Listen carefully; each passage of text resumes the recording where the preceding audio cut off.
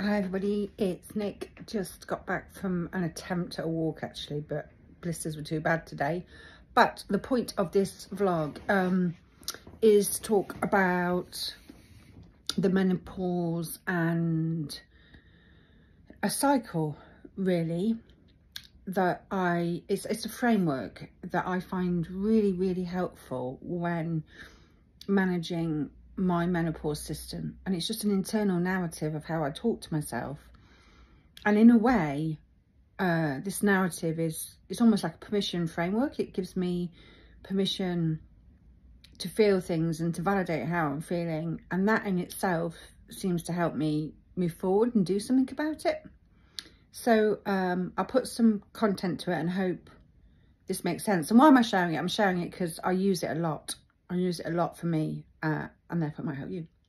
So I qualified as a soul midwife a little while ago now, and a soul midwife is, so a midwife brings their soul into the world in the birthing process, and a soul midwife, we work at the other end of life, which is helping a soul to depart the world. So my work is all end of life, supporting people psychologically, emotionally, holistically, being effectively a professional listener in what can sometimes be a very difficult, it can be very sad, it can be traumatic space for people. It can also be very magical and beautiful. So, but that is another subject. But the reason I mention that is one of the fundamental things we're taught as soul midwives is that we work to the 4 elements, and as somebody is approaching the end of life, each of those 4 elements actually withdraws. Now those 4 elements actually, exist in, or we learn, our approach, our system, our method, our belief, however we want to describe that, is that these 4 elements are constantly in a cycle. They're just part of our human cycle.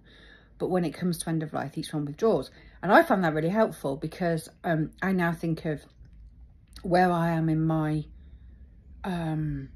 life, in my moods, and how I feel in this cycle. And the 4 elements are earth, then comes water, then comes fire, then comes air. So earth as an element tends to be, about our physicality. So it's about being physically healthy, about being grounded, and so forth. So, if I'm particularly, the thing is with the menopause, and if other people have this, I no longer have my monthly periods, so it's really difficult to know when you're on a cycle, but I still think a cycle happens. And just using these 4 elements helps me. So I know that if I'm feeling really tired, I've got a lot of aches and pains, then I know that's where I am.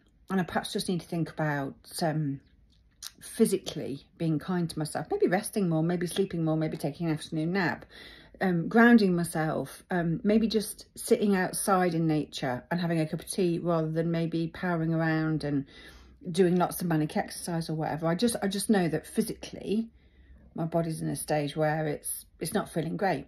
And I know that because I have very physical symptoms of the tiredness and the aches and pains. So I associate that with the earth stage. And that's very much in alignment with what we learn in soul midwifery, which is the earth stage is basically the withdrawing of a lot of the physical strength,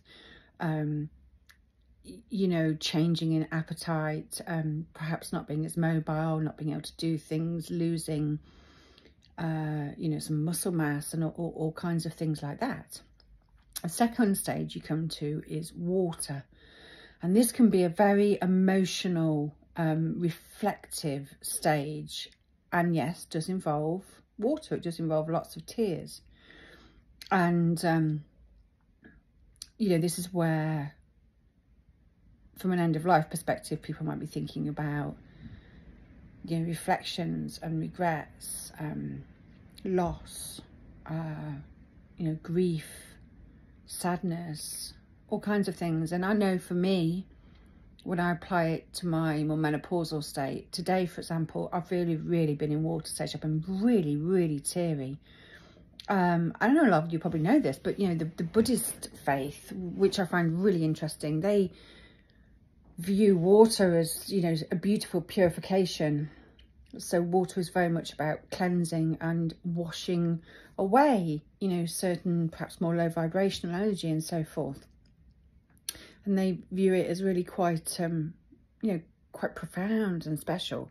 And I think there's something in that with the tears, and I think it's important. You know, today I felt really weepy, and it's all right. I think I feel better. I find it really quite comforting to actually have a really good cry. And I always come back to the same metaphor time and time again with it, which is if water becomes stagnant and doesn't flow, it's really toxic and it can make you really, really ill. Whereas if water's flowing, it's lovely and fresh and crystal clear and a joy to be part of. And I think it's the same when we hold frustrations or sadness or negative feelings inside of us. I think they can fester and make us feel not just, you know, mentally and emotionally rough, but physically as well. I really do think that. So yeah, today's been a water day, and yeah, lots of tears. And actually I feel loads better because I've just given myself permission when I was out earlier, and I came home, and it was interesting because I went from earth to water in the morning. So this morning I was so tired, it was untrue. Actually, the last couple of days I've been really tired. Really, really tired the last couple of days. So I've definitely been in earth phase.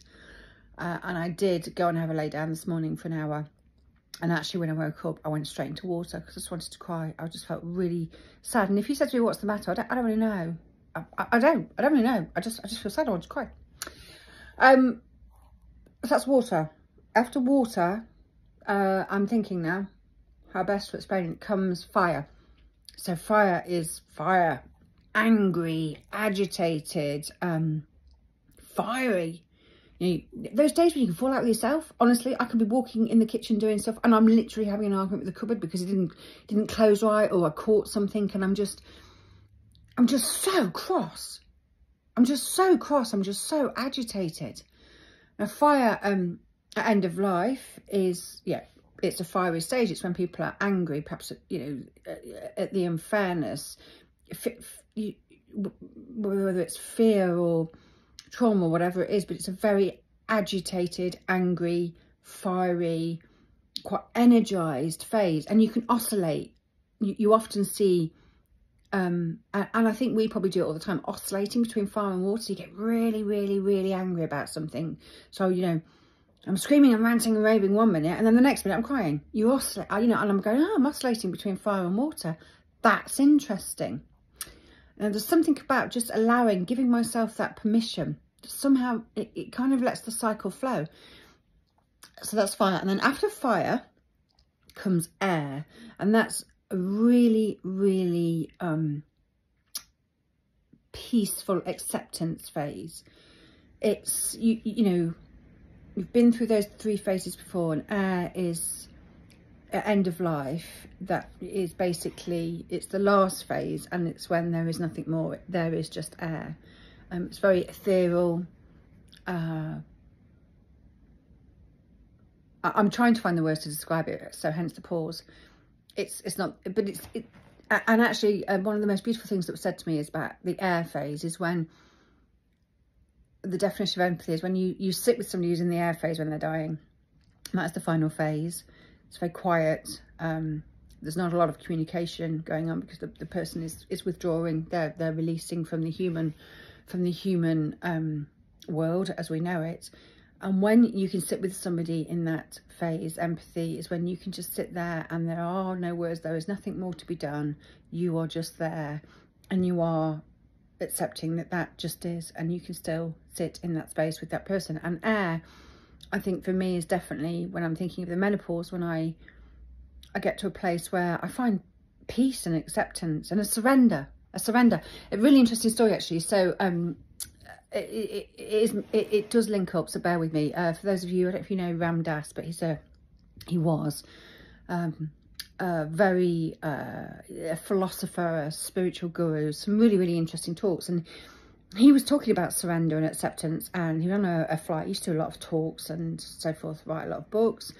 And he was late for his check-in, and he, you know, ran up to the check-in desk at the airport, and you know, the lady who's on the check-in desk said, I'm really sorry sir, but the flight, we've closed the doors, we can't let you on this flight, it's literally departing. That's it, you've missed it. And he's going, no, you don't understand. I've got to be in so-and-so tomorrow. I'm doing this talk. It's really important I'm there. You know, I'm the chief speaker. You absolutely have to get me on this flight. And this interchange went on for quite a while. And he's really stressed. He's really, really agitated. And this, he describes this lady as really lovely, calm lady who just keeps saying in a very consistent but calm manner, I'm sorry, sir, there's nothing I can do. The flight's closed. We can't get you on it. And there was a point he gets to, which is where he turns around and he says to her, there really is nothing you can do. You're not going to let me on this flight today, are you? And she says, no, sir, we're not. And he said, that's the point. When he reached that level of acceptance, all of the angst, all of the fire, everything, it just went. And he was really, really at peace. He said, all of a sudden, I just felt peace. It was like, I'm just not getting on that flight. There's nothing I can do about it. I am not getting on that flight. And then he was in a state of flow, because then he was able to say, okay, when's the next flight? He's just, okay, this is the next flight, so it's tomorrow morning, it's this time, would you like me to put you on it? And he said, yes, thank you very much. He walks away from the desk. He goes and he finds somewhere to sit down. He gets a drink and he just gets his phone out and his notebook, and he just rings the conference organisers, tells them what happens, and said, you know, is there any way we can move my slot? My flight lands at this time. And the organiser said, yeah, that's not a problem. Let's blah, blah, blah. And it was all in flow. And the point he was making was that the agitation, the fire, the anxiety, the angst was all about the fact he just couldn't accept it. And once he'd accepted that, he was at peace. And I think that's what happens with air for me is, you know, when you've accepted and given your, and this is part, I think, of self-love and self-care. And the thing about the menopause is it's such an amplification. Everything's so raw, so extreme, that, you know, I definitely find my normal coping mechanisms are just neither use nor bleed an ornament, because there's just such an extremity to it. And it's so strong. You know, it's often like some gremlins inside of me. But there's something about these 4 phases since I trained and did all my training in soul midwifery, and I now, you know, I use it on a daily basis. I use it in the work I do as a soul midwife, but I use it in my life just in terms of helping me with my emotional and mental health, which can be really, it's like, you know, big crashing waves in the bloody menopause. You know, one day I could be on top of the world and the happiest chappy ever, and the next day I can be sat, you know, almost in a pit of despair for what I don't know. So I just wanted to share those phases. And there's something I find for me by just having that narrative in my head going, oh, that's interesting. You're in fire. You're really fiery today. You're really angry at the world, at something. There's something making you really, really angry. And almost just giving myself permission to be like that, you know, standing in the garden and having a rage or whatever it is. It's like, how does a fire burn out? It burns all the material there is to burn, and when there's no more to burn, it stops burning, right? Or you know, the triangle of combustion, you know, while it's got those 3 things, it will burn. If you take one of them away, it will stop. And I think there's something about allowing that flow and giving ourselves permission, not judging ourselves for feeling like that, but just the pennies just dropped actually as I'm talking. Part of it is by using those 4 elements to think about, oh, how are you feeling and what does that mean? It automatically puts me into a state where I start to observe myself. It gives me a level of self-awareness. So rather than feeling that I'm drowning in the sea of emotion, it kind of helps me detach a bit and stand back and go, oh, why are you feeling like that? What's really going on, Nick? What's triggering you? And that's actually quite difficult to do, because we can be so consumed. God, the feelings and the emotions of the menopause can be so consuming. We can't get ahead above the wave to take a breath, right?